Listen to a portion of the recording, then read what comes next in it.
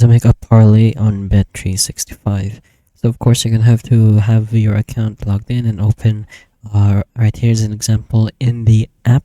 So once you're in Bet365, we have the top over here, the section of whichever you're going to choose for. So maybe you chose for NPL, it should be the same for everything else.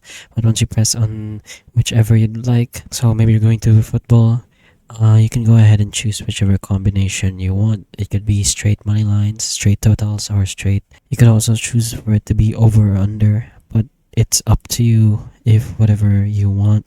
But once you've done that and you have your 3-play parlay, you can go ahead and press on place bet. Then of course you're gonna have to place on your wager over here, and once you place on your wager, the green button over here where it says place bet, you can go ahead and press on that, and once you do, you should be set and you have now placed a bet on your 3-play parlay, and you can just go ahead and press on done to check results or wait for results. But hopefully this video does help you, and if it does, please like and subscribe for more videos like this, and that's all. Thank you.